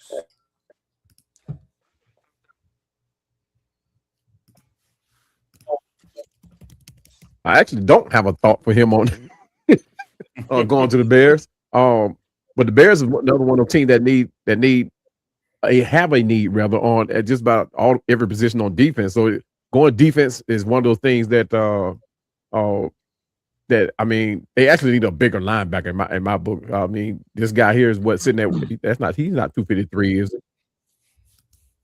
How? Yeah, he big. But they actually do need a bigger linebacker. I think this guy he's a good one. But I think they need more of a dynamic player than somebody that can come in and command not command, but be a almost day one starter for them too, and not a developmental guy. But the Bears need some help on defense, and you can go just about pick any position and just go with it. And James, well, what did you have them doing there for the Bears at 25? First off, I love I love his speed, and he's very quick side to side. So I think he would be a great pick. I love Texas A&M defenders, especially their linebackers and their edge rushers. So I think that's a great pick. For me, I'm going to go to Max.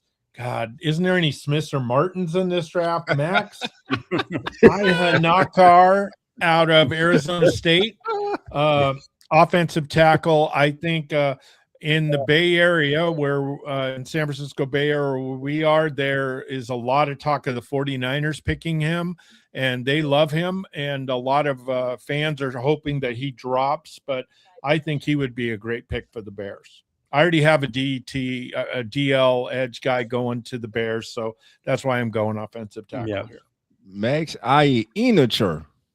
There you go. Dolphin needs to translate. Yeah. Needs to translate my talking. So I'm going to have Dolph just dub anything that's hard to say and just speak over my voice like the voice of God. We apologize, players or anybody in the media, if you're listening. We don't mean to butcher these, but I'm not good on. I could barely say my own. So, all right, that brings up my Buffalo Bills. I'm obviously going to take this one. Wide receiver, edge, linebacker are needs for the Bills. I would have taken Cassius Howell, I believe, there if he would have still stayed for the Bills. I'm not in love with the other people at edge at this point for Buffalo. They don't have a second-round pick after trading it for DJ Moore, which to me, in Brandon Beane's history, I think back a few years ago, they traded back in a similar spot and out of the first round to get Keon Coleman with the first pick of the second. If Ty Simpson falls down to here, I could see us being a target of teams in the second round to come up and move up and get them. But seeing as there's no trades in this, I'm going to stick it with offense. I'm going to stick a wide receiver. I'm going to have the Bills taking KC Concepcion, a wide receiver, to put in there with DJ Moore, Khalil Shakir, Josh Palmer, Dalton Kincaid, James Cook, and obviously Josh Allen, the MVP. So they finish off the offense. They kind of be like, let's just make it as strong as it can be. So, Dolph, your thoughts on Concepcion to the Bills? I love it, man. Able to make plays with the ball in his hands after the catch. You add Kelsey, you already have added DJ Moore. You got two head monster at tight end and Cook in the backfield. You got the MVP. That offense looking real good. Now, if they were to go defense, there's a cornerback sitting there named Chris Johnson. I'm just saying. But I love the KC Concepcion pick because now you totally revamped that wide receiver core with DJ Moore, Concepcion, Knox, Kincaid, and Cook. Man, that just on paper, man, that's you give the former MVP, you give him a lot of weapons, man. And that to me, that would be lethal for teams in the AFC. Cowboy. Yep. Yeah, this puts Josh Allen back in the where he was when he second or third year in when he had all those weapons. He had the bookends at the wide receiver, he had the dual quarterback running back. So this puts him back where he has weapons at his disposal, right? But if I would have went defense, it definitely would have been the linebacker Jacob Rodriguez. But I would have went like Dolph said. I would go offense first, work on that offense, get it back to where it's operating like a locomotive. And James, your thoughts quick on the Concepcion to the Bills. I like it, but I think that defense wins championships, and I think that is what, if you look at the times when the Bills have lost, it hasn't been because of their offenses. They've given up last-minute drives. They've struggled, and I want defense. In my draft, Kedrick Falk is still there from Auburn, edge rusher. I think he's talented, he's raw, and I think with good defensive coaching, he's one of those versatile players that could play every down, and I really like him. I think Auburn was overlooked because they stunk, but he was a very good player, and I really like him, so that's who I would go with. And the reason I didn't go defense as well is, if you remember last year's draft, Buffalo spent essentially every single resource they had on that side of the ball. The first 4 picks, all defense. So still rookie, young guys. The year before that, we had Dwayne Carter, who was hurt all last year. Signed Bradley Chubb, D. Alford, 2 safeties. So they spent so much on defense, and they have spent that the last 4 or 5 years. And like you said, James, they still fail in the playoffs. So I'm hoping like the scheme change with Jim Leonard is going to be the difference there, that they're going to play aggressive instead of passive when the moment comes. But we'll move on to the San Francisco 49ers. We talked about injuries earlier up front for the Chargers. My goodness, every year the Niners just seem to go through the gauntlet of injuries. They cannot stay healthy. And they still end up right with the best teams at the end of the year. Just shows how great a coach Shanahan is and what type of team and depth John Lynch has put together there. So we'll go to Dolph on this one. The 49ers, Dolph, what do you see them doing here at 27? I'm about to throw a wild card out there. The first wild card, I'm going to go with Caden McDonald, D tackle, Ohio State. I believe the last few seasons that 49ers defense has regressed. We saw what happened to them in the playoffs against the eventual Super Bowl champion Seahawks. I believe they need to start getting their identity back on defense. So I would take Caden McDonald, D tackle from Ohio State. I love that one. Cowboy, thoughts on him to the Niners? Yeah, I like that pick too. You brought your new defensive coordinator in, so you want to give him all the weapons that he needs, and so he can be successful. I like this at Caden Proctor, for that. Not defensive coordinator, a new offensive coordinator. So you want to give him all the defensive tackle. That's what I'm talking about. Raheem Morris is over there now. So you want to give him all his weapons. Sure up that middle. Let's start right there and build all the way out. Because they weren't bad on defense. They weren't bad. They just gave up like the Bills gave up key plays at the wrong times of the season, wrong times of the game. So, that's. And James, good pick where did you have them going there for the Niners? I hate the 49ers, but I'm in the Bay Area, so I know a lot about them. But Akeem Messidor is still there for me, so I pick him, but I do love the pick. I think that the 49ers never have enough defenders. They are obsessed with the front eight, which I love on defense. So they're always, if you notice, they always go through a ton of defensive linemen, and they're always drafting defensive linemen. So, or linebackers. So I love the pick. I think it was Dolph's pick. I love it, but Messidor's still there, and I know he's older, and they say, wow, I can't believe at 25 you're washed up, but he's 25, and he gets injured sometimes, but I really like him as a player. So I think the 49ers go defense for sure. Everybody is saying they're going to go offensive tackle, but at that level, I don't think they're going to get an elite one. So they may go, I think they're going to go defense too. So, and I think it would be a good move. That's what the 49ers emphasis is, running the ball and defense. Yep. All right. That brings us to the Texans. You talk about somebody who loves defense. The Texans, my goodness, with D'Amico Ryans, their defense is one of the best in the league, if not the best on all levels. So Cowboy, we have a lot of offensive needs listed for them. Do you see them continuing to build on the defense, or do you see them trying to get the offense going?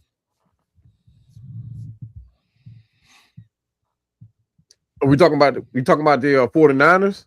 We're on the Texans now. We're talking about the Texans. Yes, sir. We're on the Texans. The Texans need to go defense. They need to go defense. Of course, they wouldn't be hurt for them to go offense as well, but they need to go defense. I think they were with the first pick. Was it the first pick that they what did they grab on first pick? This is their first one. They grabbed the offensive lineman. But yeah, I would go defense on this. I would go defense on this pick. This is their first pick. And I had Caden McDonald on at this. Okay. Yeah. So you had Caden McDonald going here? Okay, so I'm thinking about Tennessee Titans. Yeah. Okay. I'm thinking about Tennessee Titans. But yeah, I had Caden McDonald at this spot. But if they wanted to go grab another D tackle, I would choose Lee Hunter. If he's still on the board. He's still there. Out of Texas Tech. All right, Lee Hunter to the Texans, continuing to solidify that defense. So, Dolph, thoughts on that? Just them continuing to make that the strength of their team. Yeah, I like it. I would have went defense too. I'd have went another big ugly up front, man. I would have went Christian Miller, but Lee Hunter was still on the board. Lee Hunter, Christian Miller here. Caleb Banks is still on the board. So there are many ways to go. And like you said, you just improve, or even you just improve the strongest unit on your team, the defense. So yeah, I love that selection. Lee Hunter to the Texans. Man, that'll be a real good selection for them. Yes, it would. All right, that brings us to the Chiefs and their second pick of the first round at number 9. We had them taking Jordan Tyson, so they got their offensive weapon help there. James, the Chiefs at 29. Where do you see them going this time in the first round? I think they're going to take Colton Hood here. I think he falls into them. They've had changes with their cornerbacks. They always overpay them, and then they end up having to get rid of them. And so they're always having to replace them. And I think he's the pick here for me. All right, Colton Hood will get his sheet up here quick. So Dolph and Cowboy, your thoughts on him? I like the pick. Like Lauren said, both of their I like that as well. Yeah, both of their cornerbacks are starting for the Rams. The Rams got both of the Chiefs starting cornerbacks, which you don't see every day. But like I said earlier, with the Chiefs, they need to affect the passer.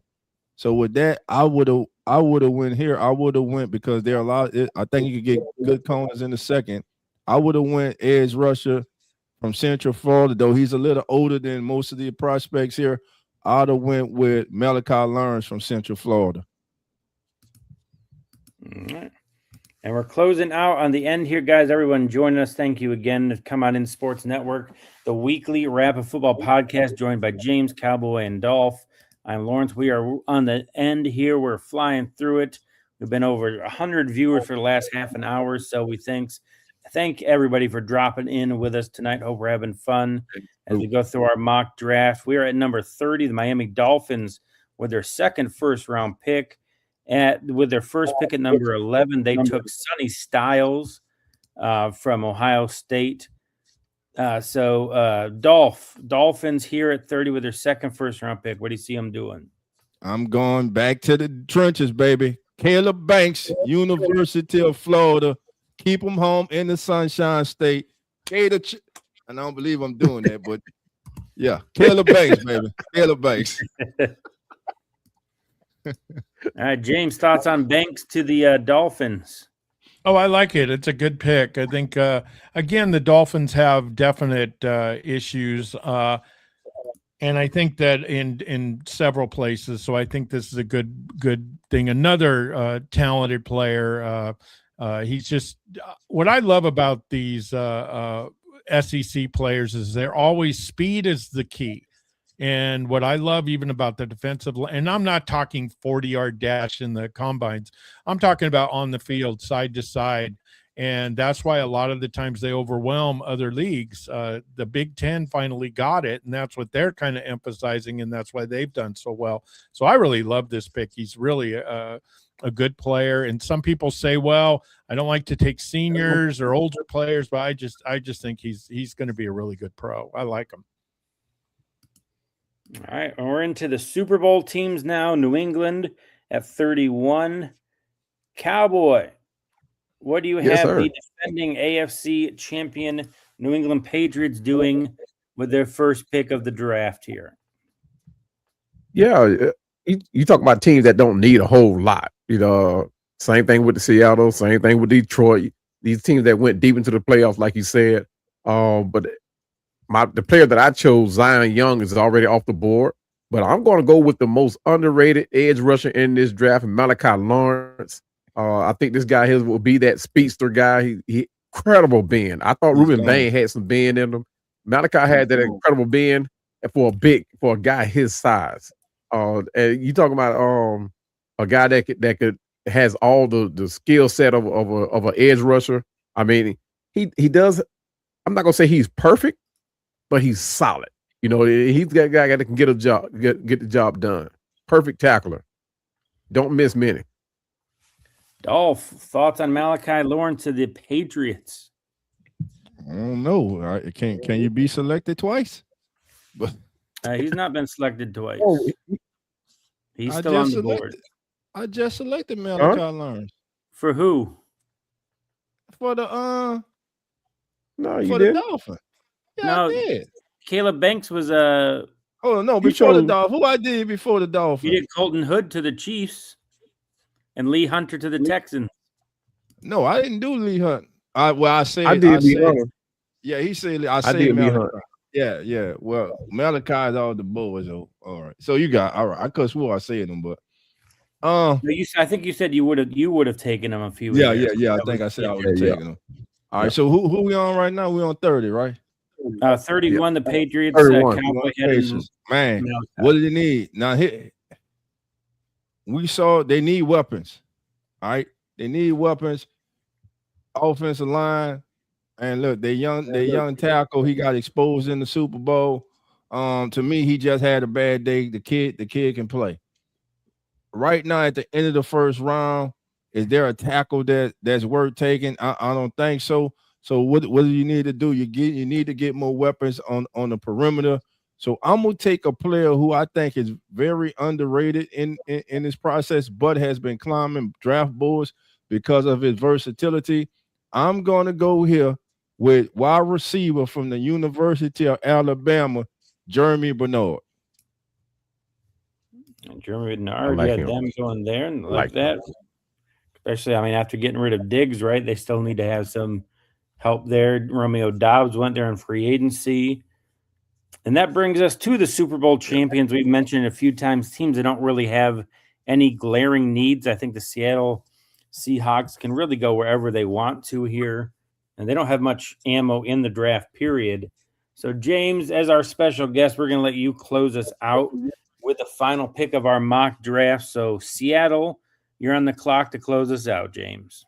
The most forgotten player in college football, Jadarian Price, running back of Notre Dame. This guy is a great player. He didn't get, because of love, he didn't get much of the love, let's say, but he is a really solid player. He's physical, he's tough, and I think he would fit in great for the Seahawks, who lost the Super Bowl MVP to the Chiefs. So I see Price going. I would love Price going to Seattle. I love that. Dolph thoughts on Price there. I like it. I like that pick with Price. I like it. Look, the Super Bowl MVP is gone. Zach Charbonnet's coming off an injury. That would be an excellent pick. Him or the kid from Arkansas, Washington. I can see one of those two young men going at the end of the first round to the Seahawks. Yeah. And Cowboy. Yeah. All right. That would be actually Mike Washington is my last pick of the first round draft. Mainly because he is that kid that nobody thought he would make it into the first round, but he performed so well at the combine.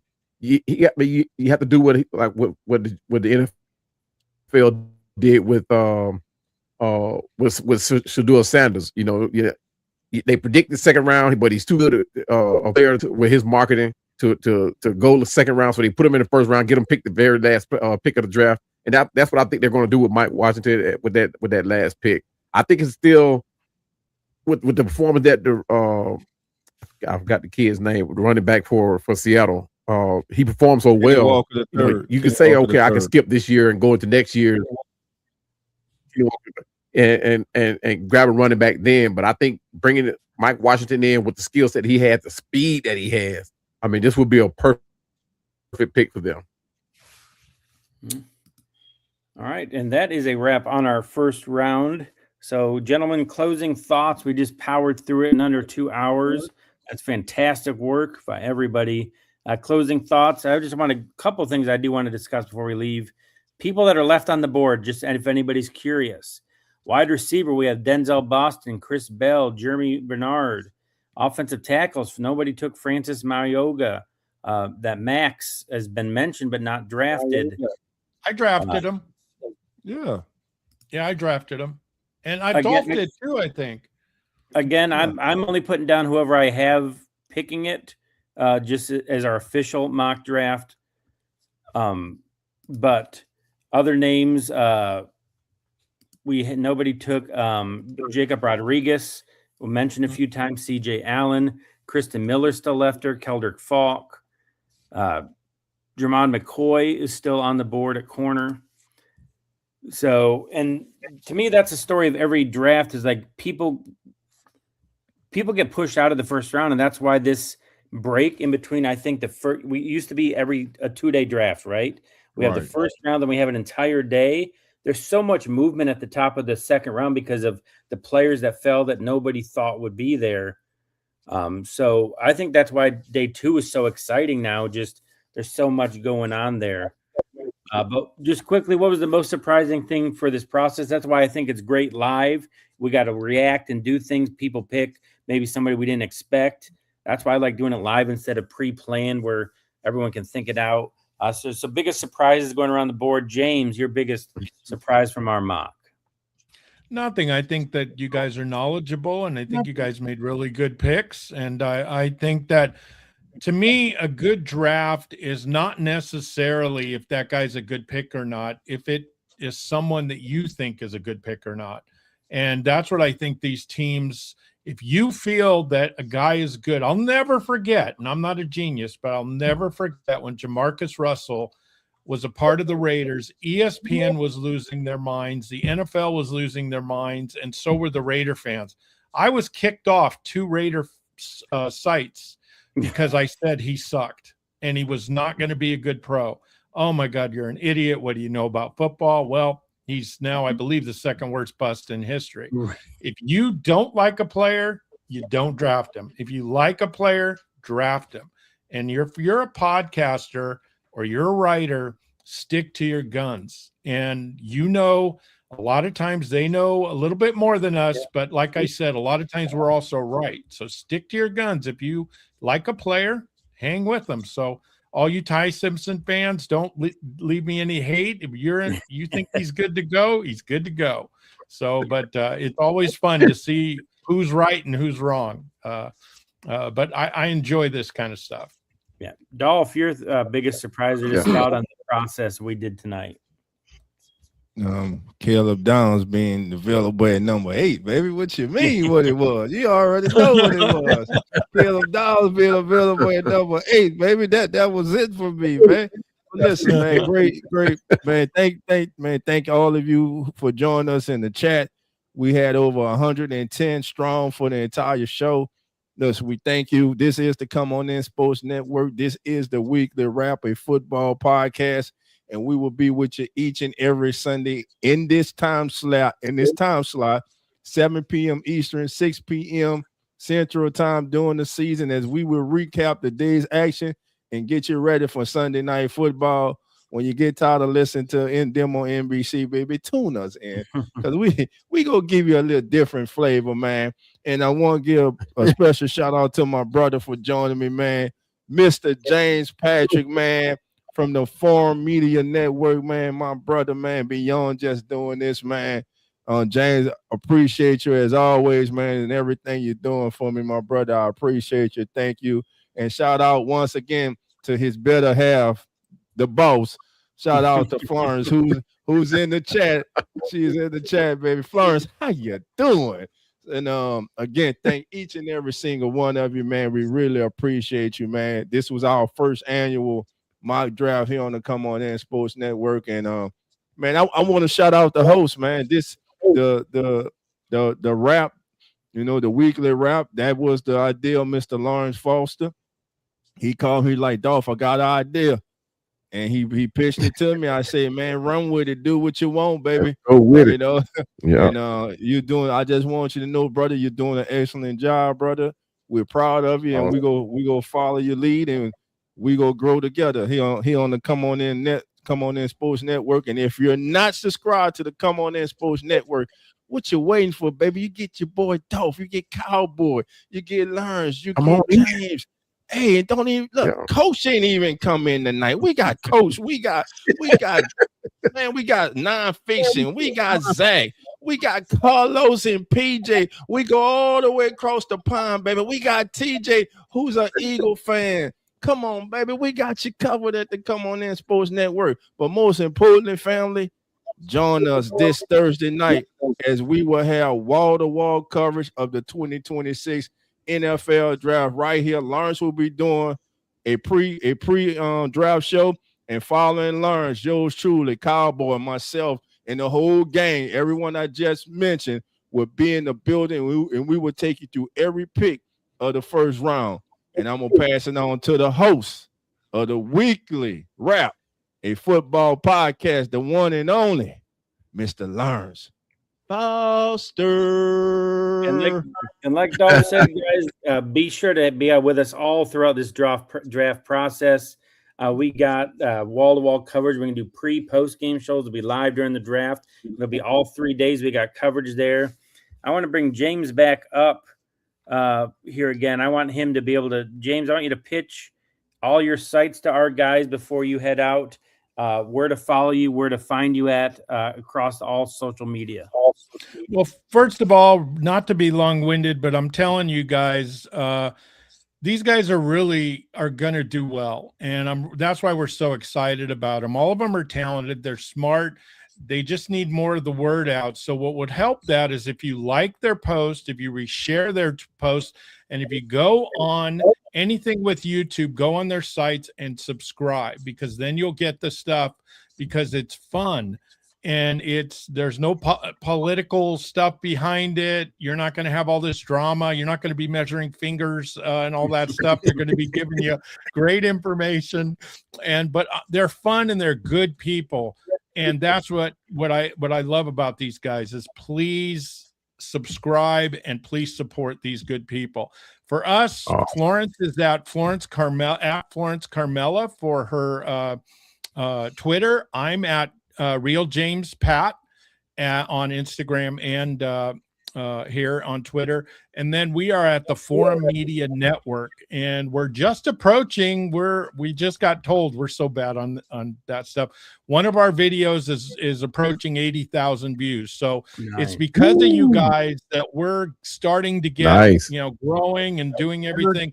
We also are going to announce, we haven't even announced it, we have the new associate AD of LSU coming on Tuesday. The assistant AD that was hired from McNeese State, and we're very excited about that. We're going to announce in the morning, but we're going to have them on Tuesday, and we have 2 other ADs from other colleges that have reached out to us. So it's amazing what's happening to us. Florence is such a key to all of this. Without her, this doesn't work. But please support us as well. And we have a true crime show that's blowing up as well.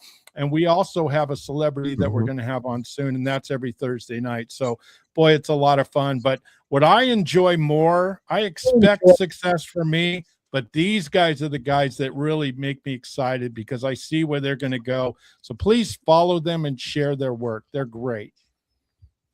Awesome. Thank you, sir. Thank you. Appreciate it.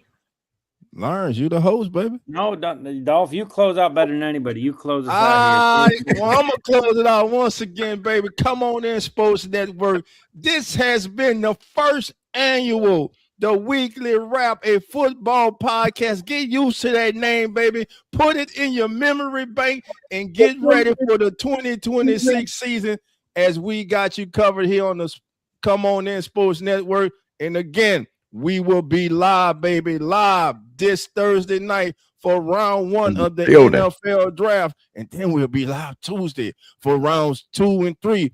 And guess what? We'll even be live Saturday when most people just start doing any other things and occasionally look at your phone to see who got picked. We gonna be live, baby, with every pick through the entire draft. So with that being said, family, y'all know how we get out of here.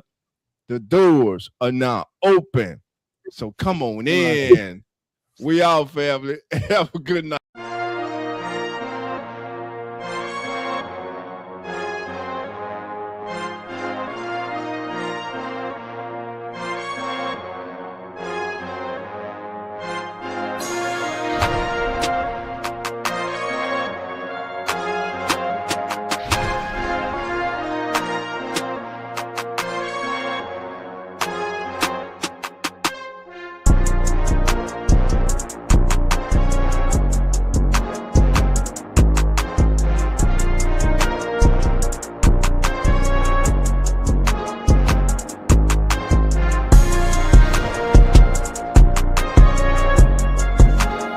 Come On In Sports Network.